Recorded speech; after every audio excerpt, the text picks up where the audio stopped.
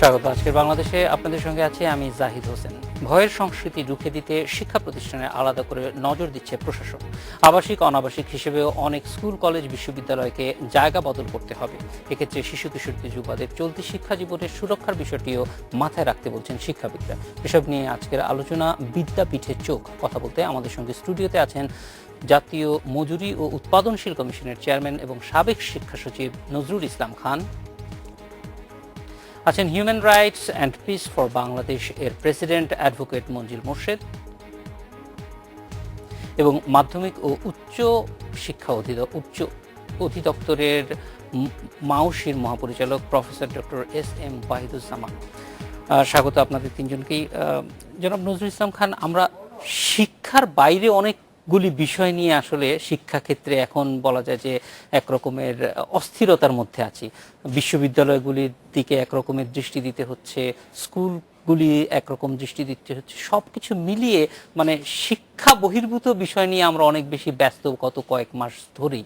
তো এইটি আসলে একটা সেটেলমেন্টে যাওয়ার জন্য কি ধরনের অবস্থা যাওয়া প্রয়োজন মনে করেন সামগ্রিকভাবেই? যে একটা অস্থিরতা আছে, আমরা দেখছি যে বিশ্ববিদ্যালয় কেন্দ্রিক যেটা জঙ্গি তৎপরতা নিয়ে, এবং সেটা যে শুধু বিশ্ববিদ্যালয় কেন্দ্রিক তা না, স্কুল কলেজগুলিতেও এক ধরনের নজরদারি বা ব্যবস্থা তৈরি হচ্ছে।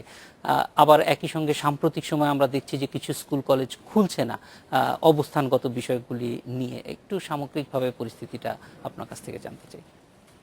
দেখুন, শিক্ষা হচ্ছে জীবনের জন্য প্রস্তুতি। তো জীবনের জন্য প্রস্তুতির জন্য শুধু বই পড়লেই হবে না, শুধু টেকনিক্যাল বিষয় জানলে হবে না, এর বাইরেও যেহেতু জীবন এই পৃথিবীর সাথে, বাংলাদেশের সাথে, আমাদের সমাজের সাথে এবং পরিবর্তনশীল পরিস্থিতির সাথে, এই জন্য পরিবর্তনশীল পরিস্থিতির সাথে খাপ খাওয়ানোর জন্য যা যা দরকার সেগুলো শিখতে হবে, জানতে হবে, সেগুলো করতে হবে, রিফর্ম করতে হবে। আমি মনে করি আমাদের শিক্ষায় সবচেয়ে বড় জিনিস হচ্ছে রিফর্ম। কিন্তু আমরা যারা এর সাথে জড়িত তারা রিফর্ম আসলে করতে চাই না। আমাদের হচ্ছে মূলত চরের দেশ।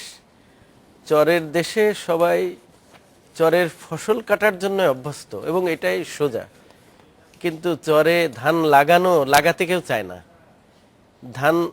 চরে ধান লাগাতে হলে সে সময় একটা গোলমালের ভিতর পড়তে হয়, কাটতে হলে একটা গোলমালের ভিতর পড়তে হয়। সুতরাং ফসলটা যারা কাটতে চায় না লাগিয়ে, তাদের একবার গোলমালে পড়তে হয়। যারা ফসলটা লাগাতে চায় তাদের লাগানোর সময় গোলমাল, কাটার সময় গোলমাল, দুইবার গোলমালে পড়তে হয়। সুতরাং সবচেয়ে সোজা মনে করে যে ফসলটা কাটা, কিন্তু ফসল লাগাতে হবে, রিফর্ম করতে হবে।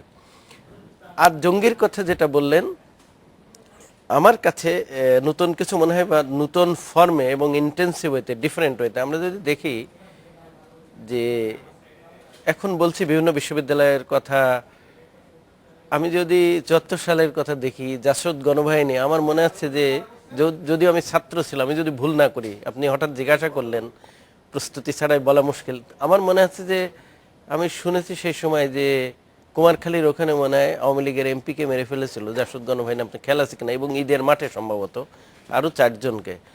এবং সে সময় যারা এসবের সাথে সম্পৃক্ত হয়েছিল তারা অনেকেই ঢাকা বিশ্ববিদ্যালয় এবং বড় বড় বিশ্ববিদ্যালয়, এবং অনেকেই ভালো ছাত্র ছিল, কিন্তু যারা লেফটিস্ট রাজনীতির সাথে জড়িত ছিল।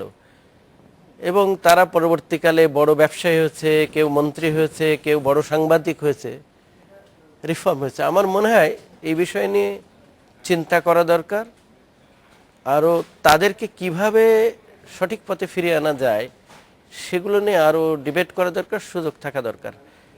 এবং সেই সময় যদি সব ফিনিশ হয়ে যেত, সবাইকে যদি ক্রসফায়ারে দেওয়া হতো, তাহলে এখন কেউ মন্ত্রী হতো না, কেউ সাংবাদিক হতো না, কেউ বড় ব্যবসায়ী হতে পারতো না।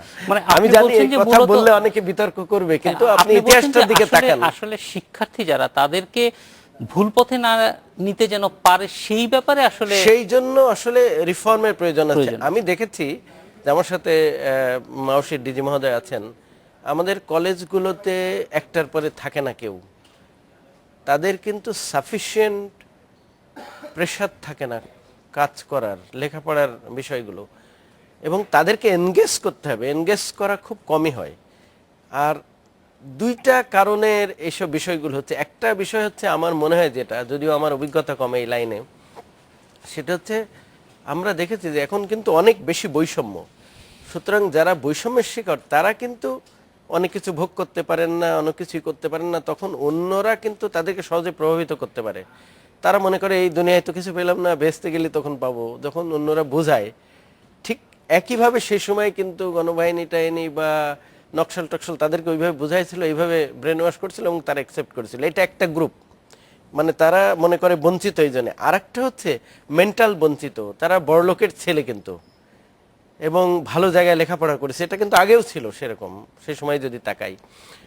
তো তারা ধনী লোকের ছেলে মেয়ে, কিন্তু তারা দেখে তারা ইন্টারন্যাশনাল অন্যবেশে, তাদের কোনো এমনি অভাব নাই, কিন্তু তারা দেখে তারা ধর্মের সাথে রিলেটেড হয়, তারা সহ ব্যতীতের সাথে তারা দেখে যে ইরাকে কি করা হয়েছে, ইরানে কি করা হয়েছে, বুশ কি করেছে, এসব তাদের ইনফরমেশনে তাদের অ্যাক্সেস আছে, যে লিবিয়াকে এভাবে ভেঙে দেওয়া হয়েছে। তখন তারা দেখার পরে তারা মনে করে তাদের সাথে অ্যাসোসিয়েশন, যে তারা মনে করে যে আমাদেরকে ডিপ্রাইভ করা হয়েছে, মুসলমানদেরকে এইভাবেই করা হচ্ছে, ইন্টারন্যাশনাল বিষয়গুলো। কিন্তু তারা তো ওখানে যেয়ে কিছু করতে পারে না, তারা তো বুশকে ধরতে পারে না, সুতরাং তারা যশোরের ভাষায় উদারপিণ্ডি উদার ঘাড়ে দেয়।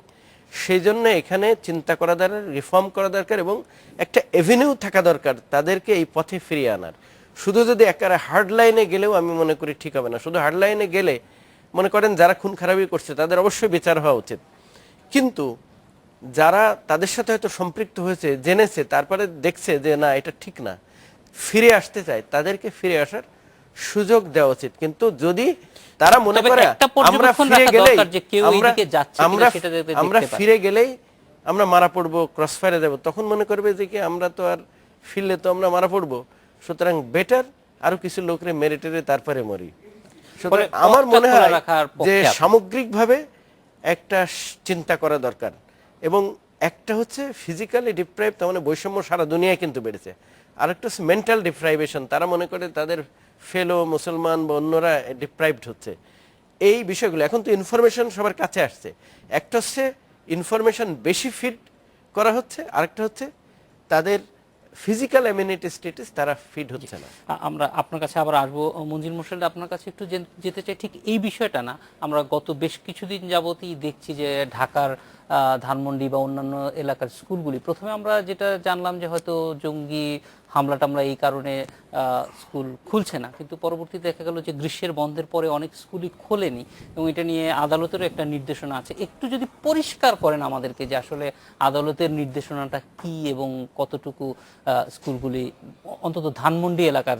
ধন্যবাদ আপনাকে। দেখুন, ধানমন্ডি আবাসিক এলাকার বৈশিষ্ট্য রক্ষার জন্য আমরা একটা জনস্বার্থের মামলা করেছিলাম, আমাদের সংগঠন human rights and piece for বাংলাদেশের আইনজীবী হিসেবে আমি করেছিলাম।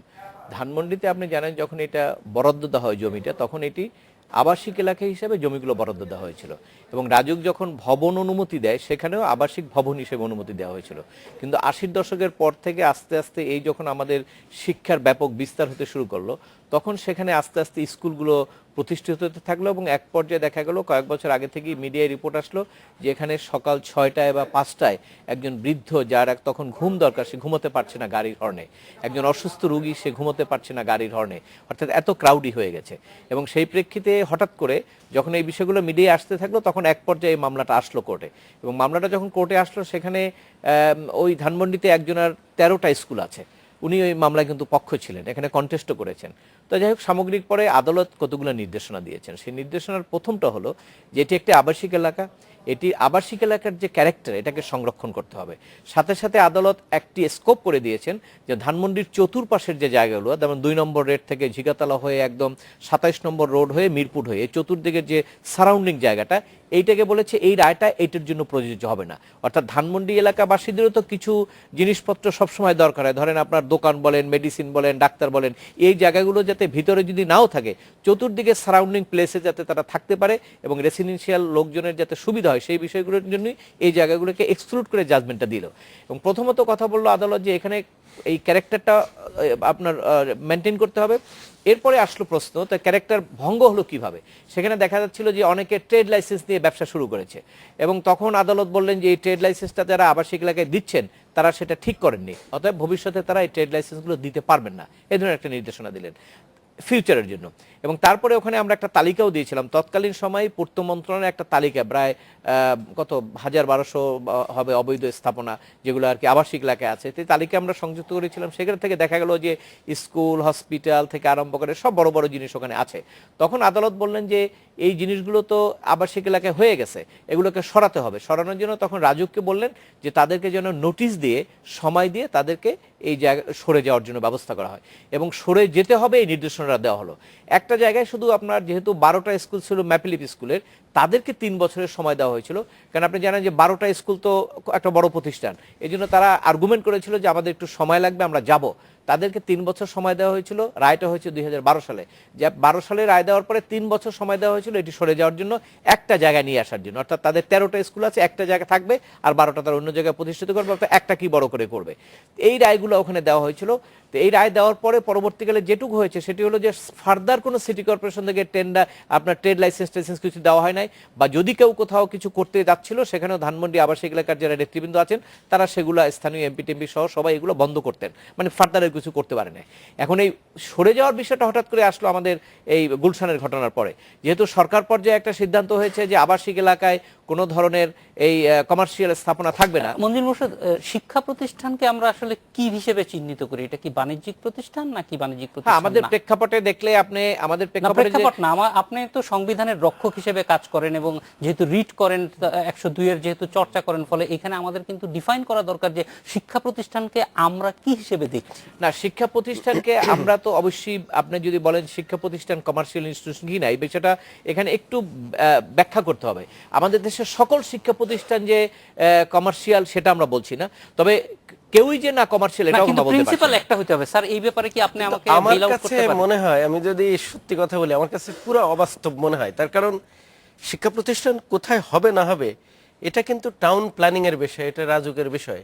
এতদিন দেখিনি, যদি কোর্ট থেকে হবে এতদিন এর আগে কেন এইটা এসব বিষয়ে রিড করলো না? এখন এটাতে আরো দুর্নীতি হবে, তার কারণ এটা কেউ মানবে না আসলে। এটা আমি বলি কেন মানবে না, উদাহরণ আমি বলি। মধুমতি মডেল টাউন দেখেন, এটা তো বলছে তো কোর্টের রায়টাই হয়েছে, মেনেছে নাকি? আমি তো আরো কিছুদিন দেখলাম রাস্তা আরো তবে সমাজের সবচেয়ে দুর্বল অংশ তো শিক্ষার্থীরা এবং স্কুলের শিক্ষার্থীরা, ফলে এখানে মানা হইতেও পারে। আমি দেখছি ইউজিসি চেয়ারম্যানের সঙ্গে আমার বিকেল সন্ধ্যার সময় কথা বলছিল, উনি বলছেন যে আমরা অর্ডার দিচ্ছি কিন্তু বিশ্ববিদ্যালয়ে কেউ কিছু, কিন্তু এটা শুনবে না। কেন শুনবে না আমি জানি, এটা অবাস্তব। তার কারণ একটা হচ্ছে আইনের বিষয়, আর একটা হচ্ছে বাস্তবতার বিষয়। তারা হঠাৎ করে এখন কোথায় যাবে? সেখানে তো ওই ডিজাইনের জায়গা থাকা লাগবে। মঞ্জিল ভাইয়ের কাছ থেকে পরে আবার শুনবো, একটা বিরতিতেও যেতে হবে। আমরা আমাদের সঙ্গে প্রফেসর এস এম ওয়াহিদুজ্জামান আছে। ওয়াহিদুজ্জামান, খুব সংক্ষেপে বিরতির আগে আপনার কাছ থেকে এই ব্যাপারটা একটু ক্লিয়ার হওয়া দরকার যে আসলে শিক্ষা প্রতিষ্ঠানকে আমরা কি হিসেবে দেখি, এটা সরকারি হোক বা বেসরকারি হোক, প্রতিষ্ঠান হিসেবে এটা কি বাণিজ্যিক প্রতিষ্ঠান হতে পারে কিনা? বাণিজ্যিক প্রতিষ্ঠান হতে পারে না, কারণ শিক্ষা তো পণ্য না, ফলে এটি বাণিজ্যিক প্রতিষ্ঠান হতে পারে না।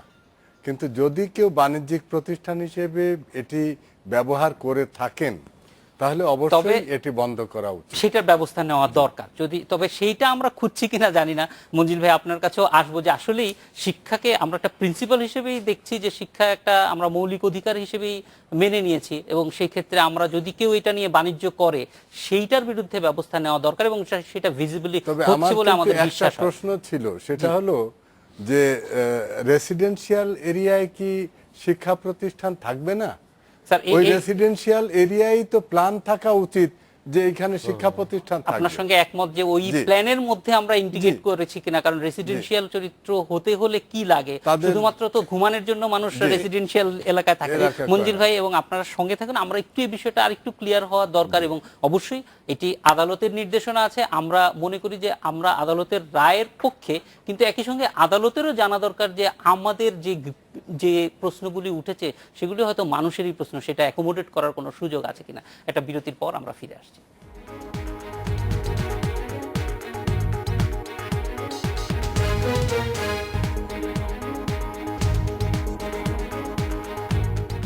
বিরতির পর ফিরে এলাম আজকের বাংলাদেশে। নজরুল ইসলাম খান, আমরা যেই জায়গাটিতে ছিলাম, যে একটা হচ্ছে যে শুধু ধানমন্ডির বিষয় না, এমনিতে স্কুল, আমরা দুই রকমই আসলে দেখি। একটা হচ্ছে অনেকেই একটা সময় দাতব্য প্রতিষ্ঠান হিসেবে স্কুল প্রতিষ্ঠা হতো বাংলাদেশে, যদি দেখি পুরনো স্কুলগুলি বেশিরভাগই এরকম প্রতিষ্ঠিত হয়েছে, কিন্তু এখনকার স্কুলের হয়তো বেসরকারি স্কুলের বেশিরভাগই আমরা স্বীকার করি আর না করি, পণ্য বলি আর না বলি, আসলে ব্যবসা প্রতিষ্ঠানের আলোকেই পরিচালিত হচ্ছে। এই জিনিসটা আসলে ক্লিয়ার হওয়া প্রয়োজন কিনা? দেখুন, এটা আমরা যতই মুখে মুখে বলি, এখানে টক শোতে বলি ক্লিয়ার, সেটা হবে না। একটা সমাজের যেটা প্রচলিত একটা জিনিস, সেটা আপনি রাতারাতি পরিবর্তন করতে পারবেন না। সেই জন্য আমি প্রথমেই বলেছি যে এগুলো রিফর্ম হওয়া দরকার। তখন অনেক দেশে স্কুলগুলোতে হেডমাস্টার শক্তিশালী থাকে, হেডমাস্টার বা প্রিন্সিপাল সেই স্কুল চালাবেন, স্কুলটাকে ঠিক করবেন, কিভাবে করবেন। আমাদের দেশে আনফর্চুনেটলি ম্যানেজিং কমিটি হচ্ছে সবচেয়ে বেশি শক্তিশালী, এবং আমরা দেখেছি, আমি শিক্ষা সচিব থাকাকালীনও দেখেছি, শিক্ষক নিয়োগে তারা ব্যাপক দুর্নীতি করেন, কিছু লোকে বাদে, কিন্তু মেজরিটি করেন, কিছু লোকে তো অবশ্যই করেন না। এবং সেই জন্য আমাদেরকে অনেক পরিবর্তন করতে হয়েছে, কোর্ট থেকেও অর্ডার হয়েছে, অনেক সময় কোর্টও আমাদেরকে সহযোগিতা করেছে, এটা ঠিক। তো এই জন্য এই সেক্টরে আসলে রিফর্ম করা দরকার, চিন্তা করা দরকার। আর এই বিষয়টা আমি মনে করি রাজুককে বা প্ল্যানিং অথরিটি যারা, তাদের পরে আদেশ হওয়া উচিত কোর্টের, যে তারা যখন শহর করবেন এখন থেকে সেটা প্ল্যান করে করবেন, যে কোথায় স্কুল হবে এবং কয় বছর পরে কত শিক্ষার্থী হবে, সেই অনুযায়ী প্রজেকশন অনুযায়ী। দ্বিতীয় আর একটা জিনিস করবেন, যদি না করেন তাহলে কি হবে তার একটা ব্যবস্থা থাকা উচিত। কিন্তু আমাদের দেশে দেখা যায় যে যারা না করে তার কোনো প্রতিকার হয় না, এটা একটা বিষয়। এই প্রতিকারের বিষয়টা থাকা উচিত। কিন্তু যে অর্ডার, আমার মনে হয়, আমার অভিজ্ঞতা, আমি এত বছর কাজ করেছি, আমার মনে হয় না এই অর্ডার মানবে কিছু লোকের দুর্নীতির সুবিধা হবে। তখন প্রথমে খুব হুড়াহুড়ি হবে, হয়ে লেখালেখি হবে, তারপর কিছু লোকের টাকাটুকি দিয়ে 3 মাস 6 মাস থাকবে, তারপর কিছুদিন পরে সবাই ভুলে যাবে। আমি একটা উদাহরণ দিয়েছি, মধুমতি মডেল টাউন, আরও অনেক অসংখ্য অসংখ্য উদাহরণ আছে। সেটা হবে তখন একটা বাস্তব জিনিস আর অবাস্তব জিনিস একটা আছে। আর স্কুল সাধারণত আবাসিক এলাকায় হয়, পৃথিবীর সব জায়গায়। আপনি লন্ডনে যান, ওখানে প্ল্যান করে আছে যে কত বসতির জন্য একটা স্কুল হবে। সেটা এরকম আদেশ হয়তো শুনতে ভালো লাগতে পারে বা অনেকেই প্রশংসা করবে, কিন্তু আসলে আমার মনে হয় না যে খুব একটা কাজ হবে। মঞ্জিল মোর্শেদ, একটু যদি এই বিষয়টাই বলি যে আসলে মানে সামগ্রিকভাবে ধরেন, যদি এটা যদিও খুবই ছোট জায়গা ধানমন্ডি, কিন্তু ধানমন্ডিতে আমরা দেখেছি যে অস্বাভাবিকভাবে স্কুল, বিশেষ করে ইংরেজি মাধ্যমের স্কুল ওখানে গড়ে উঠেছে, এবং এখনকার হিসেবে আমরা পুরোপুরি না জানলেও প্রায় 50,000-এর মতো শিক্ষার্থী সেখানে পড়াশোনা করে। তো এই গ্রোথটা যেমন অস্বাভাবিক, আবার একই সঙ্গে ধানমন্ডির এলাকার বাসিন্দাদের জন্য সেখানে স্কুল থাকতে পারবে কি পারবে না? না, দেখুন, এটা তো যখন প্ল্যান করা হয়েছে সেখানে কিন্তু স্কুল আছে। আপনি বলতে পারেন যে এখন সেই স্কুলের যে ধারণ ক্ষমতা সেটা কম, কিন্তু সেই জন্যই কিন্তু চতুর্দিকে জায়গাগুলো কমার্শিয়াল আছে, করা আছে, অলরেডি আদালতই করেছেন। আপনি এখনো ধানমন্ডির ভিতরে যে কমার্শিয়াল প্লেসগুলো আছে, আপনি যদি চারদিকে রিলোকেট করেন কোনো সমস্যা হবে না। কারণ হলো যে আপনি তো দেখেছেন যে চতুর্দিকে যে রাস্তাগুলো, দুই পাশে যে ইয়েগুলো আছে, যথেষ্ট জায়গা আছে, সবকিছু করতে সেটা তো পারবে। পরিকল্পনার অংশ না ওই জায়গাটা? পরিকল্পনা। এখন আমাদের সমস্যা হলো কি, আমরা ধরেন আমাদের দুইটা জিনিসই আমরা একই হাতে চাই, এক হাতে আমার আইনও থাকবে, এক হাতে আমি আইন ভঙ্গও করব। এই কালচার থেকে আমাদের বেরিয়ে আসতে হবে। আপনি যদি আইন করেন, আইন মানতে হবে। যদি মনে করেন যে আইনটা প্রযোজ্য করা যাবে না, আপনি আইনটা পরিবর্তন করেন। কারণ আপনি এখন ধরেন, অনেকে আজকে বলতে শুনি যে হঠাৎ করে ধরেন এখন যখন ট্রাফিক জ্যাম হয়, আপনি যখন রাস্তার পাশে যে জায়গাটায় আপনাকে কার পার্কিং এর জায়গা দেওয়া হয়েছিল, আপনি যখন দোকান বসালেন, তখন কিছু লোক বলবে কেন দোকান বসানো হলো, কেন ট্রাফিক জ্যাম হলো। আবার যখনই ওইটা ভাঙতে যাবে, তখনই আবার কিছু লোক বলবে এরা কোথায় যাবে। এই যে আমাদের যে বিতর্ক, এবং এই যে আমাদের একটা দুই ধরনের একটা চিন্তা চেতনা, এর থেকে আমাদের বেরিয়ে আসতে হবে। আমাদের একটা জায়গা থেকে শুরু করতে হবে। যেটা উনি বললেন যে রিফর্ম তো আসলে বিদেশে যেটা হয়, যখনই একটু সমস্যার সৃষ্টি হয়, প্রাথমিক লেভেলেই তারা পরিকল্পনা করে 50 বছরের জন্য তারা ব্যবস্থা করে নেয়। আমাদের এখানে যে সমস্যাটা হলো যে আইন করেছে, কার্যকরী শুরু হয়েছে, কেউই মনিটরিং করে নাই, ভাঙতে ভাঙতে অনেক দিন চলে গেছে। এখন তো আমরা ধরেন প্রত্যেকটা জায়গায় আমরা এমন একটা চরম অবস্থার মধ্যে পড়েছি, যেটা আপনি বললেন, এই যে শিক্ষা ব্যবস্থা নিয়ে, এটা কি আজকে আলোচনা হয়েছে? এই যে মাদ্রাসা শিক্ষা, এই যে ইংলিশ শিক্ষা, সাধারণ শিক্ষা, এর মধ্যে যে বিরোধ হচ্ছে, সমাজে যে একটা প্রভাব মঞ্জিল ভাই, এই যে ধরেন একটা প্রিন্সিপাল সেট হয়ে গেল যে আবাসিক এলাকায় এইগুলি রাখতে পারবেন। ঢাকা শহরে তো অনেকগুলি আবাসিক এলাকা আছে, এবং সরকারের তৈরি করা আবাসিক এলাকার সংখ্যাও নেহায়েত কম না। সেগুলির ক্ষেত্রেও কি, যেহেতু এটা সর্বোচ্চ আদালতের রায় রায় না, হবে? এই রায়টা কিন্তু শুধু ধানমন্ডি আবাসিক এলাকার জন্য করা হয়েছে। আচ্ছা, আর খিলগাঁও আবাসিক এলাকায় যারা না, থাকে একটা তাদের এরকম জন্য কোনো রায় হয় নাই। এখন ওইটা হলো সরকারের সিদ্ধান্তের ব্যাপার। এখন আমরা বলতেছি যে দুটো জিনিস, একটা ধানমন্ডি আবাস এলাকার রায় সেটা আমি আইনজীবী ভেবে মনে করি এবং আপনাকে বলে যাচ্ছি এখানে, মানে আমি তো এই মামলার বাদী এবং আমি যে মামলাগুলো আছি এবং আদালতের মামলা বাস্তবায়ন না হওয়া পর্যন্ত আমি ছাড়ছি না। অতএব এটা আপনাকে যেতে হবে, কিন্তু এর অর্থ এই না যে তাদের আমরা ক্ষতি করব।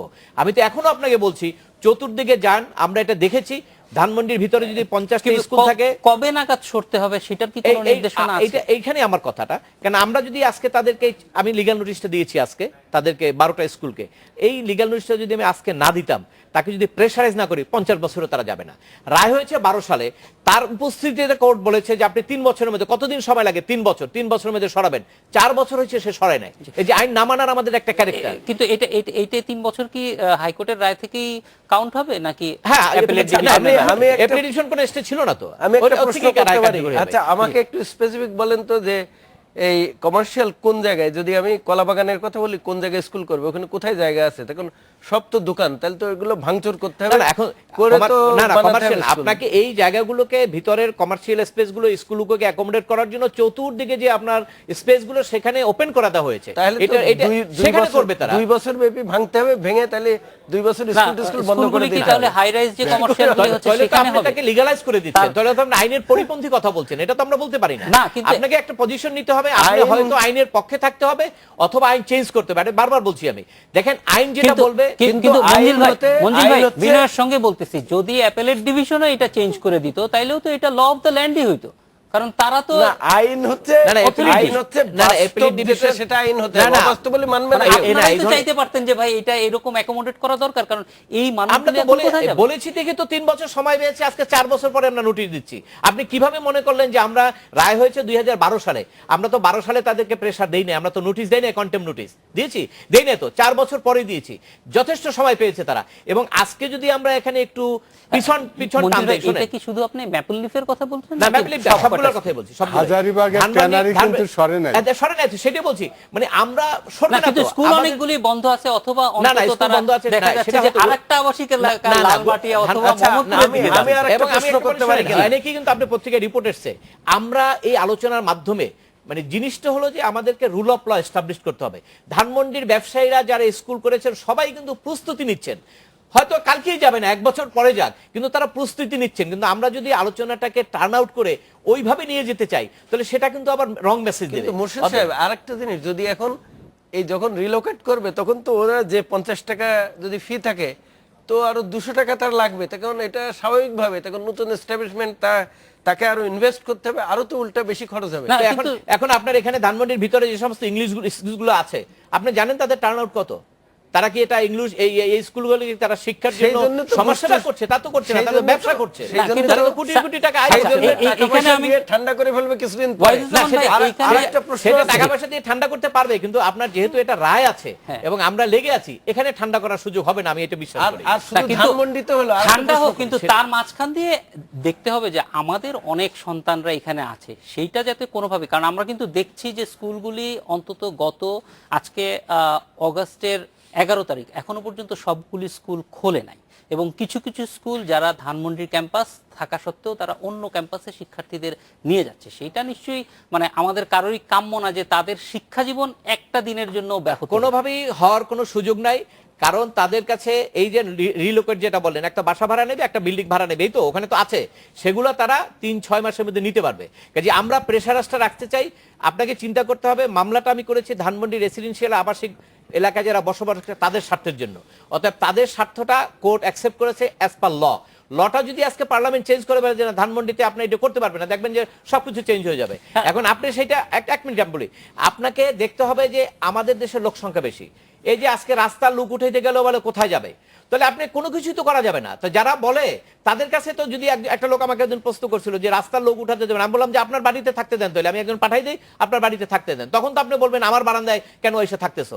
আমাদের লোক সংখ্যা বেশি, এটা তো সরকারের দায়িত্ব, সব পরিকল্পনা সরকার করবে, কিন্তু এক জায়গা দিয়ে তো শুরু করতে হবে। এই ধরেন আজকে জঙ্গির ব্যাপারে আলোচনা 5-7 বছর থেকে হচ্ছে না। বাংলা ভাইয়ের সময় তো জঙ্গির ব্যাপারে মানুষ এখানে কত কিছু ঘটনা ঘটলো, তাই স্থিমিত হয়ে গেছিল। গুলশানের ঘটনার ব্যাপারে সরকার নড়ে চড়ে বসছে, কত ধরনের কঠিন কঠিন পদক্ষেপ নেওয়া হচ্ছে, আমরা কিন্তু সব অ্যাডজাস্ট করে নিচ্ছি। কেন? Due to the present present situation, এটা আমাদের করতে হবে। আমারও দাবি সেইটা যে যে যেখানে আছে আমরা যাই আছি, আমাদের অনেক সমস্যা, সরকার এই জায়গাগুলো অ্যাড্রেস করুক। আপনি যে বলছেন স্কুল লাগবে, অবশ্যই স্কুল লাগবে, রাজুক ব্যবস্থা করুক, স্কুলের পরিকল্পনা করুক, এবং এখানে স্কুল অনেক কমে যাবে, এই ব্যবসাটা বন্ধ করে দেন। মঞ্জুর ভাই, আমি একটা বিরতিতে যাব, বিরতির আগে একটা কথাই শুধু জানতে চাই, অনেক স্কুলে যে এখনো খোলে নাই তাদের ব্যাপারে আপনার না, আমার মনে হয় সেটা যতটুকু আমি পত্রিকায় দেখেছি গুলশানের ব্যাপারে, ওই যে ধানমন্ডিতে আমার নলেজে কিন্তু এটা আসে না যে তারা এই কারণে, আচ্ছা এই কারণে যে এই কারণে মানে এই জাজমেন্টের কারণে খোলে না এরকম কিন্তু এটা আসে না যে তারা এই কারণে, আচ্ছা এই কারণে যে এই কারণে মানে এই জাজমেন্টের কারণে খোলে না এরকম কিন্তু আপনার কোনো তথ্য আমাদের কাছে আসে না। আমার মাথায় ঢোকে না, সেটা হচ্ছে ধানমন্ডিতে এটা হলো, তারপরে অন্য জায়গায় আবার 5 বছর পর রায় হবে, যখন ওখানে একই রকম গ্যাঞ্জাম বেঁধে যাবে, তারপরে রায় হবে। ইতিমধ্যেই মোহাম্মদপুর লালমাটিয়ার দিকে এটার প্রেসার পড়া শুরু করেছে, আমরা দেখেছি। যাক, একটা বিরতির পর ওয়াহিদুজ্জামান আপনার কাছে ফিরে আসবো, একটু আরো কিছু বিষয় আছে সেগুলি নিয়ে কথা বলতে, শুধু ধানমন্ডি নিয়ে আমাদের আলোচনা করলে চলবে না। প্রতিদিন নিয়ে আবার ফিরে আসবো, একটা বিরতি।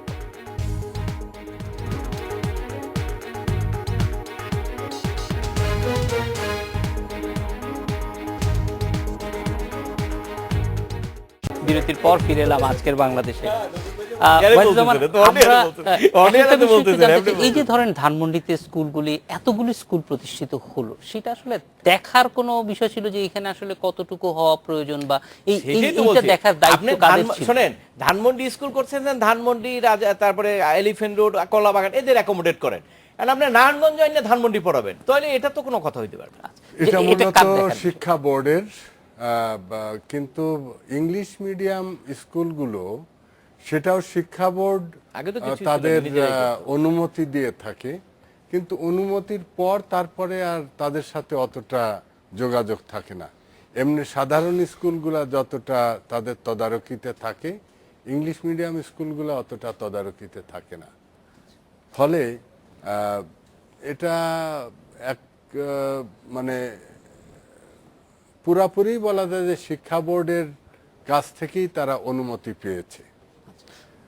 তবে শিক্ষা বোর্ডের যে বিষয়গুলো ইন্সপেকশনের বিষয়, সেখান থেকেই আমার মনে হয় যে কিছুটা ফাঁকফোকর বের করে এই অনুমতিগুলা নেওয়া হয়। যেমন ধরেন যে কতজন লোকের জন্য একটা স্কুল প্রতিষ্ঠিত হতে পারে, কত দূরত্বের জন্য হতে পারে।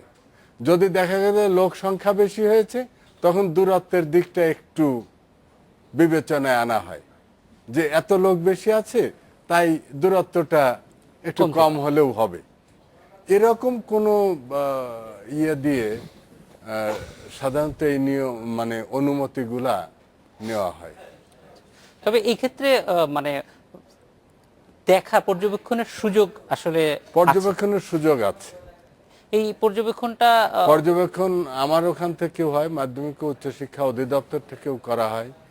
এখানে আমরা মূলত দেখি হলো যে পড়াশোনা কেমন চলছে, সিলেবাস কেমন কমপ্লিট হচ্ছে, এক্সট্রা কারিকুলার অ্যাক্টিভিটিস কোনো কিছু হচ্ছে কিনা, এই বিষয়গুলা দেখি।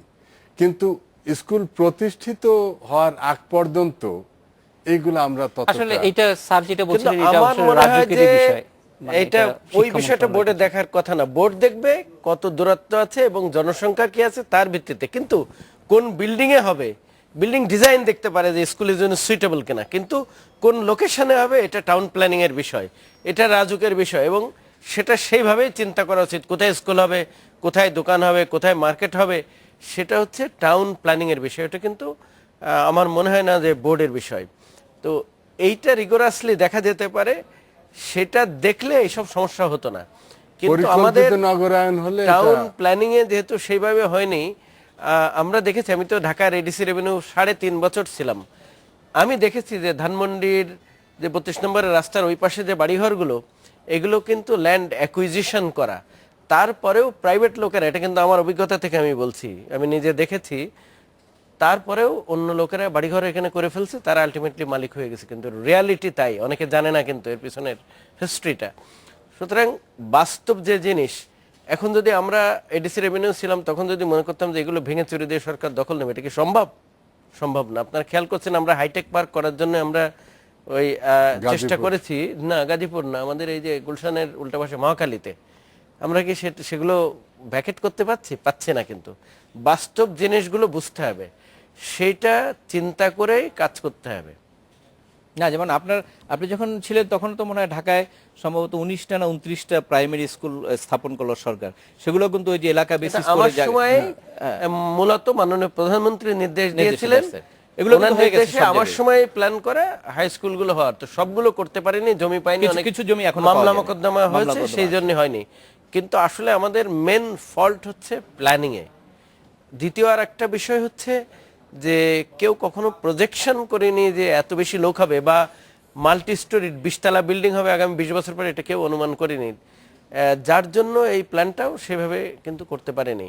আমাদের সরকারি স্কুল ডিসেন্ট্রালাইজ কলেজগুলো স্যার তবুও পরিকল্পিতভাবে হয়, কিন্তু বেসরকারি যেগুলা হয় সেগুলা আর কোন স্কুলের ক্যারেক্টার থাকে না, এগুলা ধরেন একটা মানে মাঠ না। থাকে না, বা স্কুল বলেন basic কেন, যে বিষয়গুলো। বিশ্ববিদ্যালয় বলেন। স্কুল বিশ্ববিদ্যালয় আর এক স্কুল থেকে বিল্ডিং এ একটা বিশ্ববিদ্যালয়গুলো কিভাবে চলে দেখেন, ট্রাস্টের নামে কয়েকটা বিশ্ববিদ্যালয় আছে, ট্রাস্টের নামে চলে, এক ব্যক্তি মালিক, অন্য সব তার নাম আত্মীয় স্বজন দিয়ে রাখছে।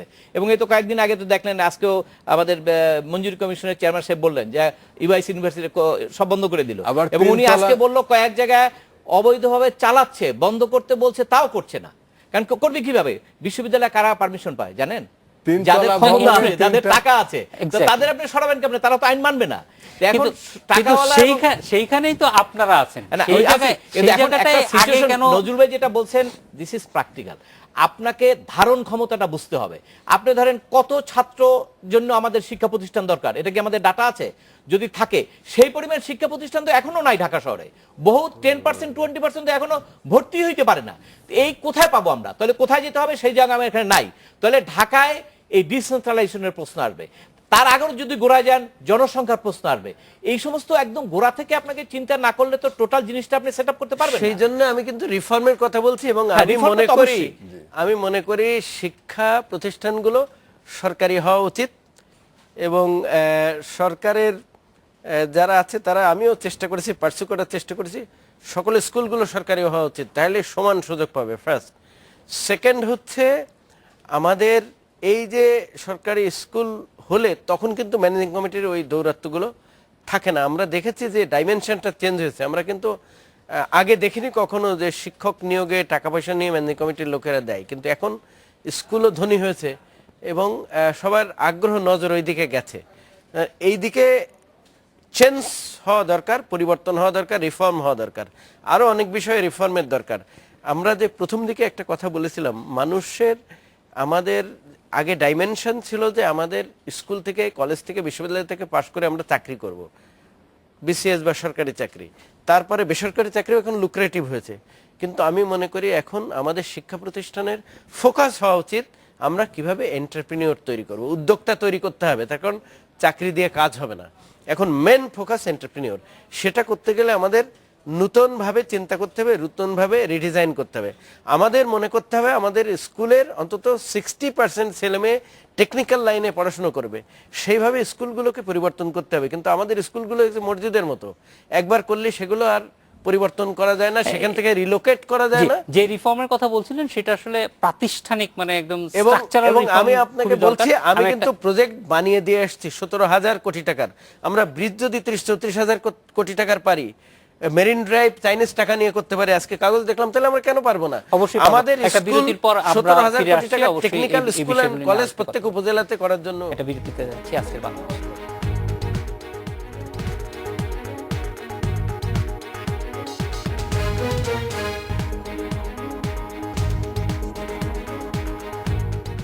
পর ফিরে এলাম আজকের বাংলাদেশে। ফয়জুজ্জামান ভাই, আপনার কাছে একটু আসতে চাই যে এই একটা বিষয় একটু কনফিউশন, যে ধরেন জঙ্গি তৎপরতার পরে অনুপস্থিত শিক্ষার্থীদের ব্যাপারে একটা মতামত এসেছে, সেটা কি আসলে প্রাথমিক বিদ্যালয়ের জন্য প্রযোজ্য কিনা? প্রাথমিক বিদ্যালয় বা বড় বিদ্যালয় এটার বিষয় না। আমরা চিন্তা করছি যে আসলে জঙ্গি কে? সাধারণ যার মানে আইকিউ একটু ডাইভার্ট হয়ে গেছে, অন্যদিকে গেলে সে মনে করে মানুষ মারলেই বোধহয় ভালোই হয়, এইগুলাই তো আমাদের সাধারণ 10 জনের চাহিদা যে পূরণ করে না, সেই তো জঙ্গি। সেই হিসাবে আমরা যেটা মনে করছি যে প্রতিষ্ঠানে যেহেতু অনেকেই এই প্রতিষ্ঠানের অন্তর্ভুক্ত, এই কারণে প্রতিষ্ঠানে যদি কারোর অনুপস্থিতি থাকে তাহলে আমরা প্রথমে তার কাছে খোঁজ নিতে পারি, বাবার কাছে বা অভিভাবকের কাছে, যে তার বাচ্চাটা কোথায়। যদি সে সদুত্তর দিতে পারে যে আমার বাচ্চাটা কোনো কাজে যায় নাই, আজ 3 দিন সে অসুস্থ, তাইলে কোনো অসুবিধা নেই।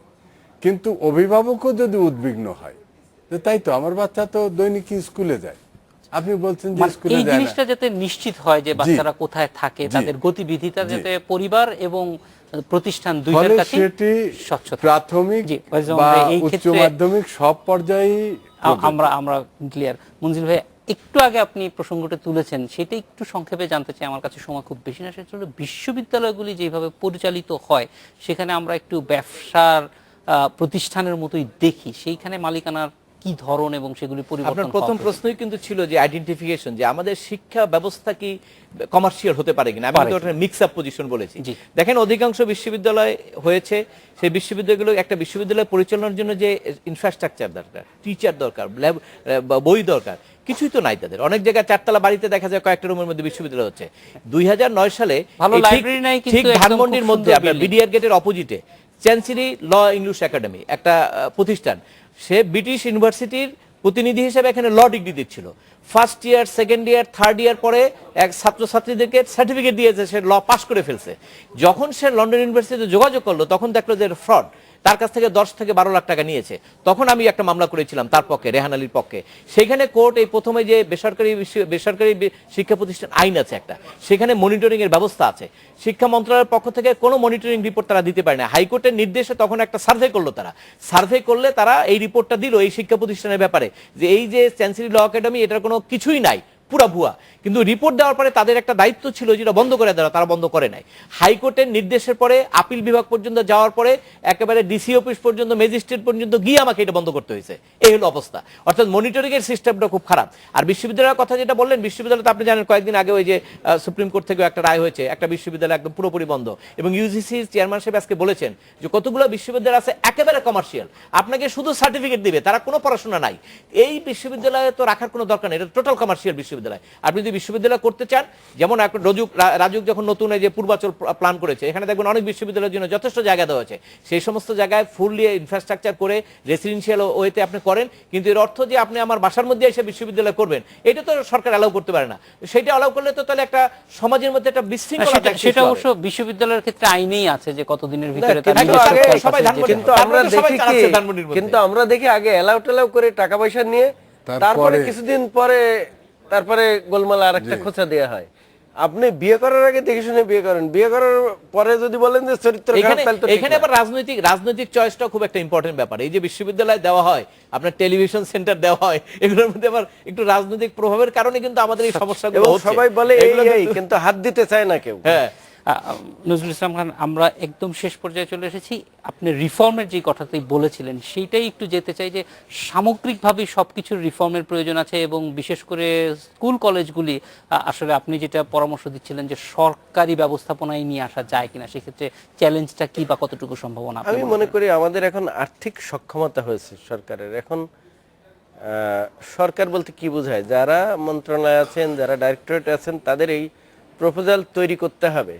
প্রপোজাল তৈরি করে দেখতে হবে যে কত টাকা খরচ হয়, কিভাবে চলবে। এগুলোতে একটা বড় ধরনের দক্ষ যজ্ঞ, কিন্তু এটা ফাইন্যান্সের সাথে দেন দরবার করতে হবে, করে যারা পলিটিক্যাল অথরিটি আছে তাদের কনভিন্স করতে হবে। আমার বিশ্বাস এটা বললে কনভিন্স সম্ভব। স্কুলগুলোকে সরকারি করতে হবে, আমাদের সক্ষমতা হয়েছে ফার্স্ট।